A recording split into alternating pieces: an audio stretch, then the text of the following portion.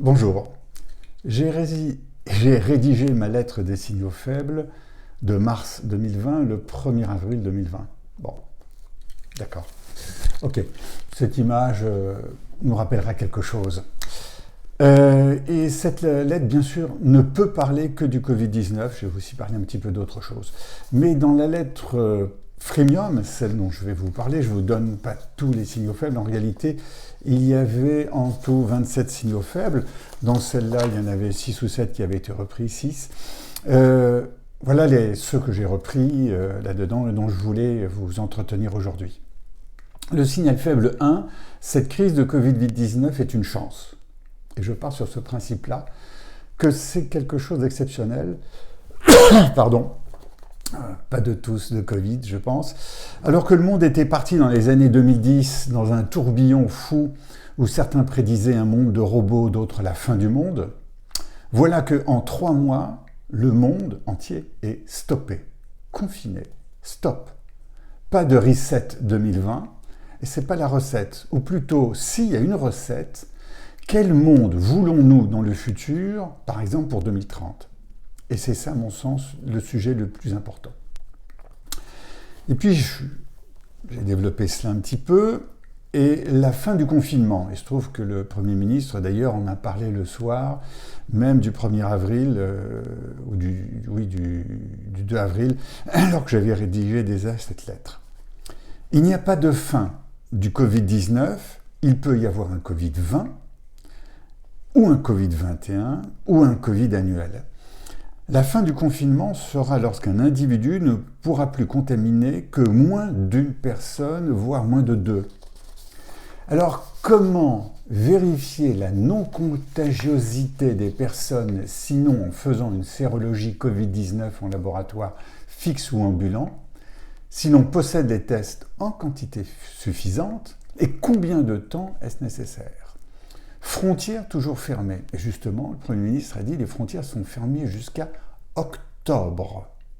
Octobre. Et combien de temps est-ce nécessaire si l'on a le matériel, si on le connaît ? Dès lors qu'une personne est porteuse saine du coronavirus, elle va demander à sortir et celui du non diagnostiqué restera enfermé. Et c'est compliqué. Vous imaginez la scène ? D'abord, tous les plus de 70 ans, vous restez confinés. Tous ceux du Grand Est, des Hauts-de-France, de l'Île-de-France, vous restez confinés. Cet été, pas de vacances en Bretagne ou sur la Côte d'Azur. Vous imaginez la scène si vous arrivez avec une voiture immatriculée 75, 62 ou 67 sur les plages bretonnes ou de la Méditerranée ? On vous crève les pneus ? C'est ce qui peut arriver, c'est ce qui est déjà arrivé lorsqu'on a parlé du confinement et du lieu de résidence. Cela va prendre des semaines, sans compter une rechute qui est toujours possible. Je propose de partir sur une période de 2 mois de rémission, en plus des 2 mois de confinement, ça nous fait 4 mois. Et la sortie va prendre du temps. Voilà. Nombreux signaux faibles, 7, 8, 9. Le 10, la guerre contre le temps. La guerre comme temps positif, et je prends l'exemple 14-18. Cet exemple est intéressant. J'en ai parlé un petit peu dans mon TEDx, que vous avez peut-être vu, le TEDx à Limoges, et le stress m'a fait oublier de dire ce que je pensais. En réalité, la période 14-18, plus la période de la grippe espagnole 18-19, donc 14-19, a été une sorte de parenthèse de l'histoire. Et nous nous sommes retrouvés en 1920, dans l'élan qui existait entre 1900 et 1914, un élan génial de changement technologique, de l'apparition de la voiture, des chaînes de fabrication pas de l'apparition de la voiture, de la radio, de la télévision, du cinéma, de l'art nouveau, de la culture, de la musique, etc. Ça a été fou. Je pense qu'on peut vivre ça. On peut revivre des années folles, tout en sachant que l'année 2020, sera une année blanche.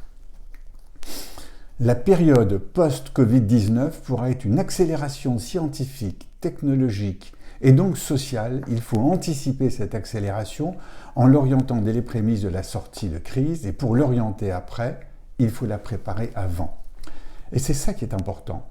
de la préparer maintenant. On est début avril, on a 2 mois pour préparer l'après. Je parle dans le signal faible 11 du CNR, du Conseil national de la résistance, et je parle en 2020 du CNR à créer le Conseil national de la réinvention. Un conseil national. Il doit dès à présent réfléchir au monde d'après pour ne pas recréer la ligne Maginot après 14-18 sous le haut patronage du maréchal Pétain. Il ne doit pas partir du monde d'avant, comme la ligne Maginot, mais du monde d'avant, celui de 2020, mais de prendre des paris sur le monde d'après. Une fois de plus, comme on le fait dans les entreprises, le futur se prépare aujourd'hui, mais concrètement, il faut partir du monde de 2030. Et je détaille dans ma lettre premium qui compose le CNR, des idées sur le monde de 2030, etc. Par exemple, et je prends sur ce signal faible 15, l'exemple d'un débat du futur, la 5G.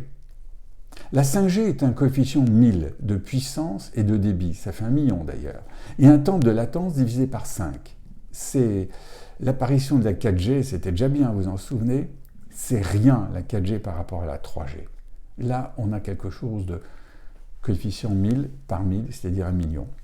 La 5G aujourd'hui, si on était en 2030, les réseaux seraient meilleurs. Je peux vous dire, moi j'ai des problèmes de réseau. Ils seraient riches et en enseignement sur la maladie.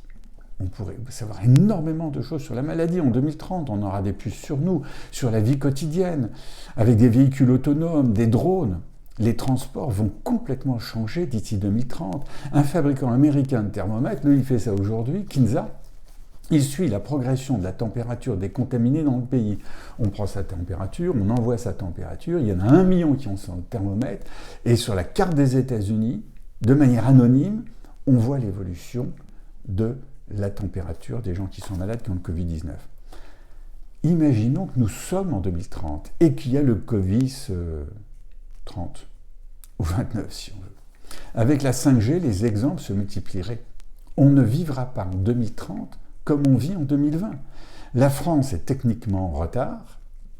Les tests sont tardés, les enchères sont reportées, les opposants sur le plan sanitaire et environnemental sont très virulents, sont de plus en plus nombreux. Est-ce qu'ils ont raison? Est-ce qu'ils n'ont pas raison? L'ANSES elle-même n'a pas pris position. La question devrait être rapidement résolue à la sortie du confinement, car la 5G va accélérer les technologies et les sociétés dans les années 20, tout en étant un outil pour l'environnement. L'environnement d'aujourd'hui se fait avec les outils technologiques de manière très importante. Très importante. C'est une question de fond. Créons ce CNR, le Conseil national de la réinvention, et travaillons sur des sujets comme celui-là. Et bien sûr, il y en a des dizaines d'autres. Vous imaginez la reprise, le 15 septembre, et on fait une réunion. Bon alors, les retraites, on fait quoi? Mais les retraites, on ne fait pas ce qu'on avait prévu. Il faut tout changer. Vous avez vu comme les caisses sont vides le 15 septembre 2020? Et le chômage, on fait quoi? Vous avez vu le nombre de chômeurs? On reprend la loi sur le chômage qui devait être appliquée le 1er avril et on l'applique le 1er octobre. C'est juste pas possible. Et il y a plein d'autres choses comme ça qui sont pas possibles. Il faut bien remettre ça en cause et être prêt à le retravailler dans un consensus national. On ne peut pas se mettre à débattre pendant des semaines et des mois, sinon la crise va durer longtemps. J'ai parlé dans la lettre complète aussi du revenu universel de base, de l'Europe, du vaccin contre Ebola, de certaines sociétés, de la reconfiguration financière des entreprises. Et justement, à propos de cela, dans le signal faible 21, il y a une première grosse faillite qui a eu lieu. C'est celle de OneWeb. Elle a des répercussions en France énormes. L'américain OneWeb de Greg Weiler est un gros projet de New Space, un projet qui porte sur 640 satellites qui circulent autour du monde. Il y en a d'autres qui sont en cours de réflexion là-dessus. Voilà. Le principal actionnaire, il est en mal de trésorerie, OneWeb, le principal actionnaire c'est SoftBank. Regardez SoftBank. un de ces projets, WeWork, va très très mal. Une énorme boîte qui a été cotée jusqu'à 50 milliards de dollars. Ça n'en vaut quasiment plus rien. Quelques milliards quand même, parce qu'il y a du physique. OneWeb a déjà mis sur orbite 74 mini-satellites fabriqués par Airbus. Une usine de fabrication a été lancée l'été dernier en Floride. 34 autres satellites auraient dû être lancés. Le total, je disais, de 640 satellites. Arianespace qui lance les satellites, perd 238 millions de dollars et perd aussi son gros client pour la future Ariane 6. C'était même le premier client d'Ariane 6. On est mal. Qui va racheter à vil prix un projet de New Space sans modèle économique viable à ce jour? Voilà, il y a encore d'autres choses qui sont traitées dans cette lettre. Et puis, bien sûr, je vous rappelle qu'on peut se former à la prospective par les signaux faibles. Ça doit se trouver là en dessous. Je repars en plongée, j'espère remonter. À bientôt. Soignez-vous bien, prenez soin de vous et de vos proches.